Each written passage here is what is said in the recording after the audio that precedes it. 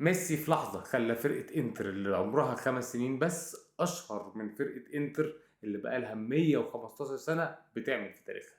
في الحلقة اللي فاتت قلت إن مشكلة مبابي مع باريس سان جيرمان ملهاش حل، ولكن امبارح طلع الحل من السعودية، وحل لو حصل هيخلي مبابي يقبض بس من ساعة ما أنا ابتديت أتكلم لغاية اللحظة دي 500 مليون يورو، عشان يأكد إن القوة الشرائية للأندية السعودية والأندية الإنجليزية بتلعب في حتة مختلفة خالص، وهتغير خريطة الكورة في العالم. بس التغيير ده مش شرط يكون للأحسن. ليونيل ميسي لعب أول ماتش له مع إنتر ميامي، وطبعا جاب جون، وطبعا كان جون الفوز في آخر دقيقة، وطبعا كان من ضربة حرة مباشرة. ميسي في لحظة كده خلى فريق عريق وتقيل جدا وقديم جدا وله تاريخ، وكان لسه في نهائي دوري الأبطال من كام أسبوع بس زي إنتر ميلان، مش أشهر إنتر في العالم. ودايما كانوا بيعلمونا وكلنا بنقول إن مفيش لاعب أكبر من نادي، لكن بصراحة باستثناء ميسي ورونالدو.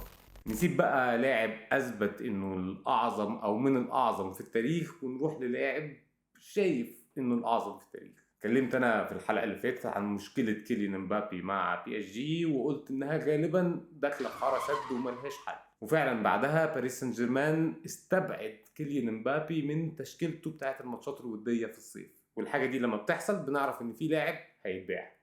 لكن المشكله كانت ان ما فيش حد يقدر يشتريه، وان الفرقه اللي هو عايزها ريال مدريد اكيد معهاش الفلوس انها تشتريه دلوقتي، وعشان كده كانوا مستنيين يجيبوه الصيف الجاي ببلاش. ولكن فجأة بقى الحارة السد دي والمشكلة اللي ملهاش حل دي اتحلت بظهور نادي الهلال السعودي، ومن وراه طبعا صندوق الاستثمار العام السعودي، بعد ما قدم عرض باريس سان جيرمان قبله ب 300 مليون يورو عشان ياخد كيليان امبابي لمدة سنة واحدة بس. وفعلا ده الحل الوحيد اللي كان هيرضي كل الأطراف.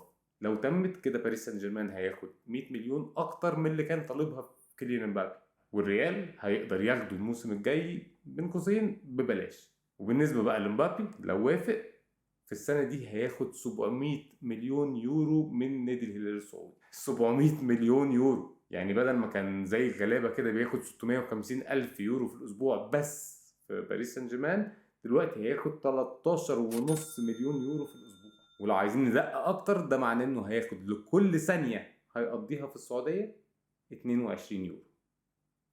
صراحة أنا مش عارف أقول إيه.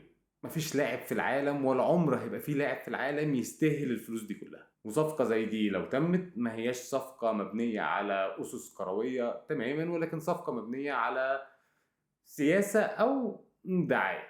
وللأسف أنا بشوف إن الصفقات دي بتقتل حاجة كده في الروح بتاعت لعبة الكورة. ولو تمت أكيد الصفقة دي هتبقى مفيدة للسعودية والدوري السعودي، ولكن المستفيد الأكبر هو ريال مدريد.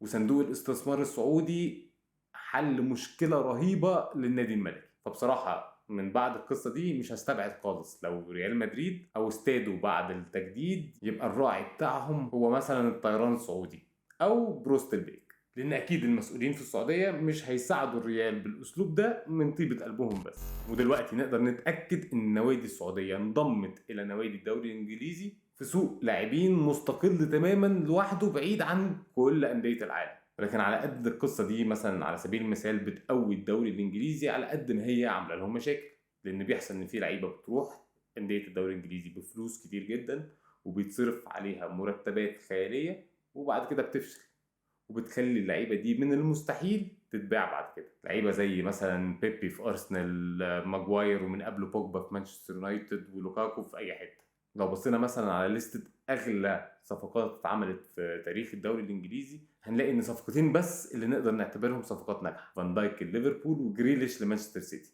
عندك انزو فرنانديز وداكلان رايس لسه هيبان في المواسم الجايه، ولكن الباقي كلهم نقدر نقول انها صفقات فاشله، او على الاقل لعيبه ما تستاهلش كل اللي اتدفع فيها. الغريب ان كل الصفقات دي اللي عملها مانشستر يونايتد او لوكاكو، وعشان كده هتلاقوا ان معظم اللعيبه اللي انتقلت الموسم ده للدوري السعودي كانت فعلا من الدوري الانجليزي، لان مفيش انديه تانية في العالم ما تعرف تشتريه.